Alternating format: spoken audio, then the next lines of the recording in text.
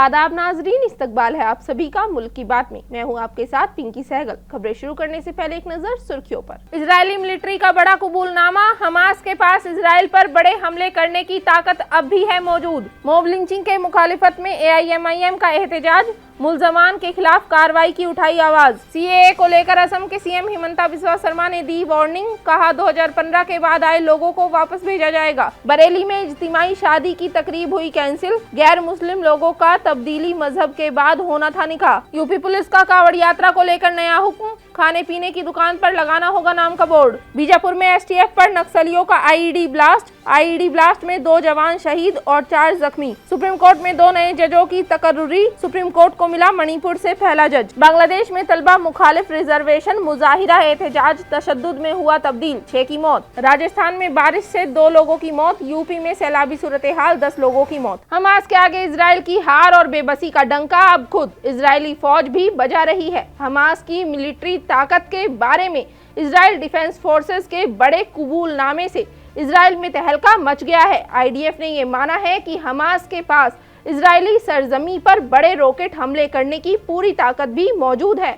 IDF के इस कबूलनामे ने नेतन्याहू के पैरों के नीचे से जमीन खींच ली है। गजा में जंग शुरू होने के बाद से इजरायली फौज और कई दूसरे इजरायली अफसरान की तरफ से ऐसे खलबली मचा देने वाले सनसनीखेज बयान सामने आ चुके हैं, जिससे ये साफ हो चुका है कि नेतन्याहू सिर्फ अपनी जाती और सियासी फायदे के लिए जंग को जारी रखे हुए है। तकरीबन 9 महीनों से नेतन्याहू बड़े बड़े दावे कर रहा है कि वो हमास को मुकम्मल तौर पर गजा से ख़त्म कर देगा, लेकिन ज़मीनी हकीकत इसके बरअक्स नज़र आ रही है, क्योंकि खुद IDF ये मानती है कि हमास को ख़त्म करना आसान नहीं है।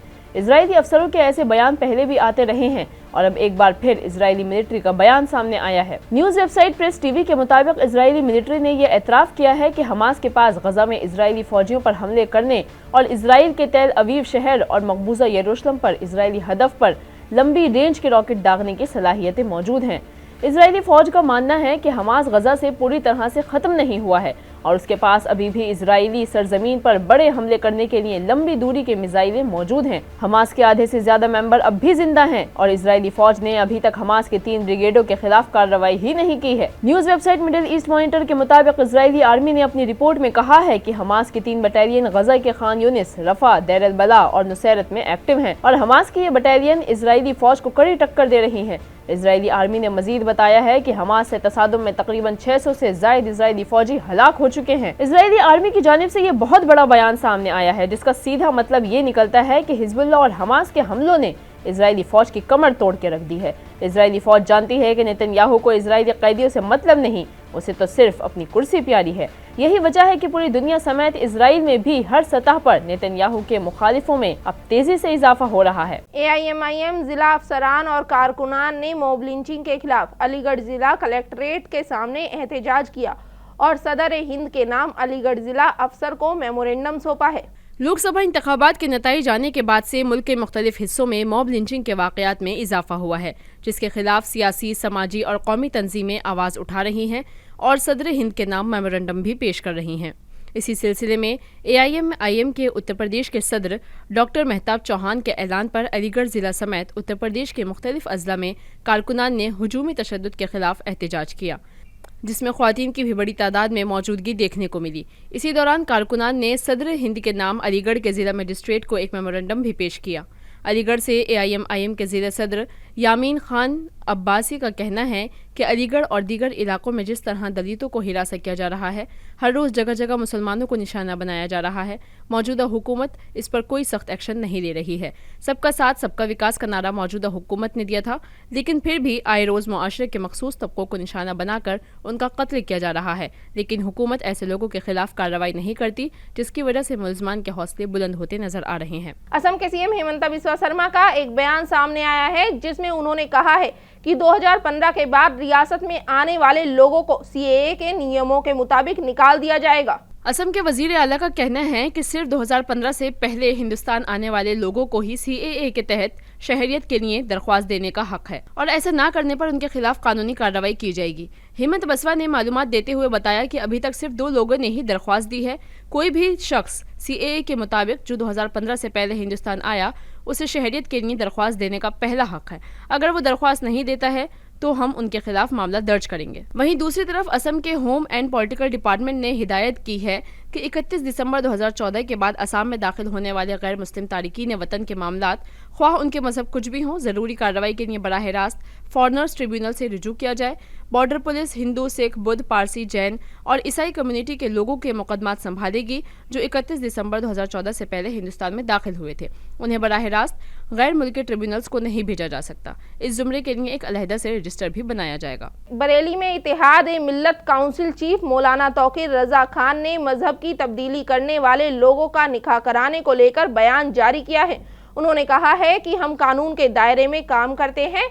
इज्तिमाई शादी की तकरीब अब इंतजामिया की इजाजत के बाद ही अमल में आएगी। मकामी सियासी ग्रुप इत्तेहाद मिल्लत काउंसिल की तरफ से इस्लाम कबूल करने वाले दूसरे मज़ाहिब से ताल्लुक़ रखने वाले मर्दों और ख़वातीन की इज्तिमाई शादियों के लिए तजवीज़ करदा प्रोग्राम ज़िला इंतजामिया की इजाज़त से इनकार के बाद मुलतवी कर दिया गया। तकरीब का एहतमाम करने वाले IMC चीफ मौलाना तौकीर रजा खान ने कहा कि हमने इंतजामिया से इजाज़त ली थी जो नहीं दी गई। इंतजामिया की इजाज़त के बगैर कोई भी तकरीब मुनक़िद नहीं की जा सकती।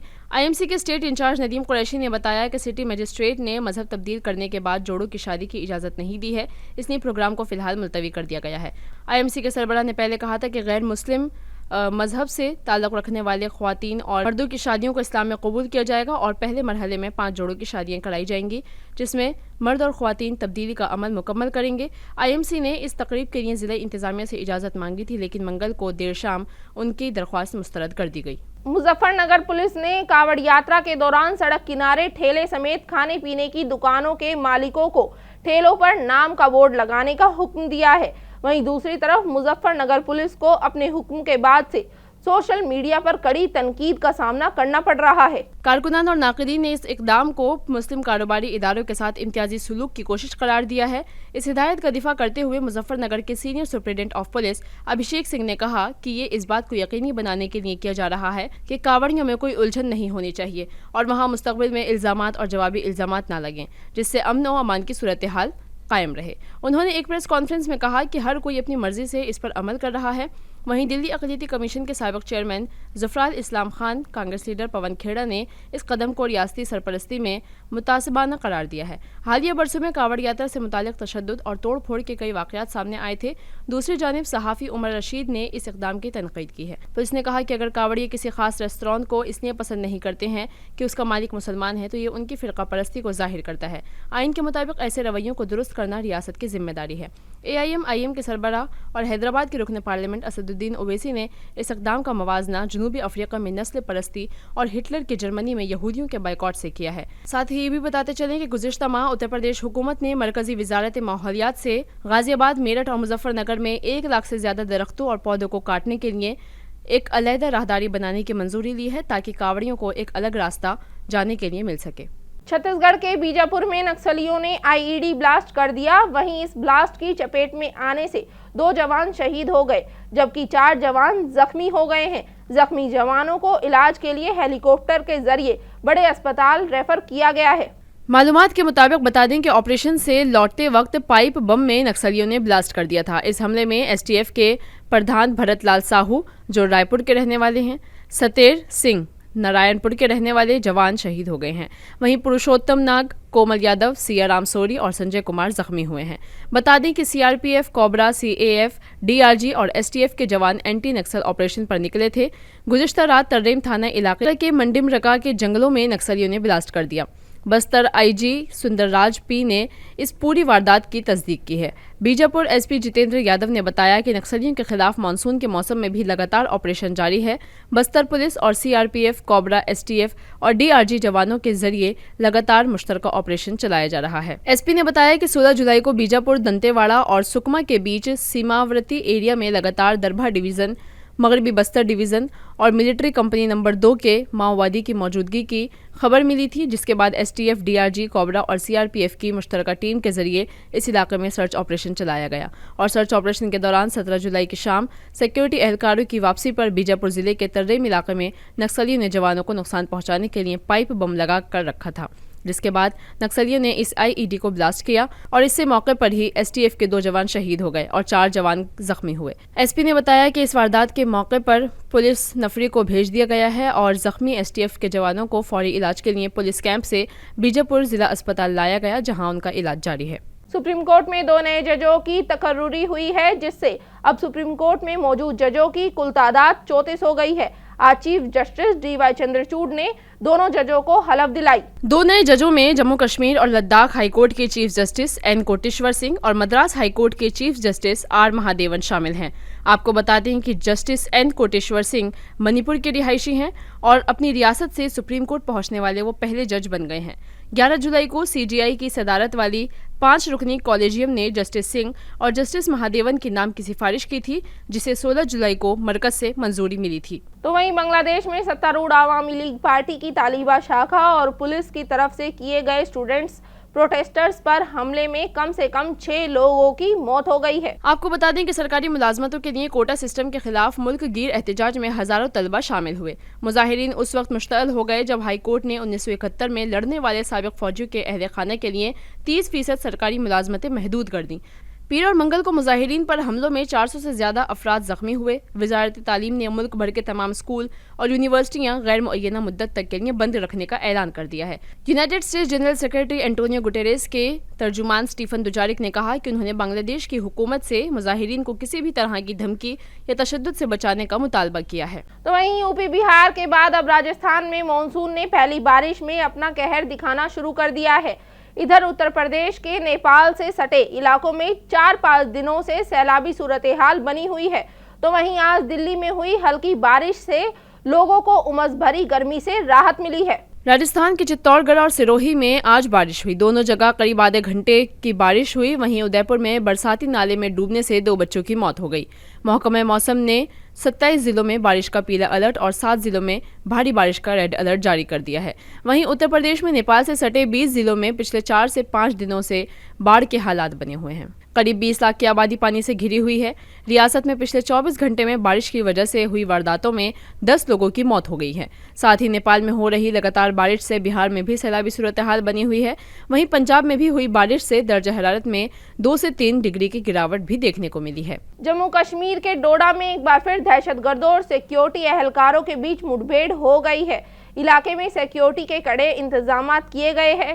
पिछले 4 दिनों में ये तीसरी बार है जब डोडा के जंगलों में दहशतगर्दों और आर्मी के बीच गोलीबारी हुई हो। जम्मू कश्मीर के डोडा जिले के कास्तीगढ़ इलाके में जुमेरात को सिक्योरिटी एहलकार और दहशतगर्दों के बीच फिर मुठभेड़ हुई। इस दौरान हिंदुस्तानी सेना के 2 जवान जख्मी हो गए हैं। जख्मियों का अस्पताल में इलाज चल रहा है। डोडा में सिक्योरिटी एहलकारों के ऑपरेशन का आज चौथा दिन है। पीर को यहाँ फौज के सर्च ऑपरेशन के दौरान गोलीबारी हुई थी, जिसमें हिंदुस्तानी सेना के एक कैप्टन समेत 4 जवान शहीद हुए थे। इसके बाद से इलाके में लगातार सर्च ऑपरेशन जारी है और अब भी आर्मी और जम्मू पुलिस को लगातार दहशतगर्दों के छिपे होने के इनपुट भी मौसूल हो रहे हैं। तो वहीं नीट मुद्दे पर सुप्रीम कोर्ट में आज सुनवाई हुई, जिसकी शुरुआत CBI की पेश की गई रिपोर्ट से हुई। इस दौरान अलग अलग रियासतों में हुए नीट पेपर लीक के मुद्दों पर बहस हुई। वहीं सुप्रीम कोर्ट ने NTA को भी इस मामले में लापरवाही बरतने के लिए खूब झाड़ा। उधर सुप्रीम कोर्ट में इस मामले पर सुनवाई हो रही थी।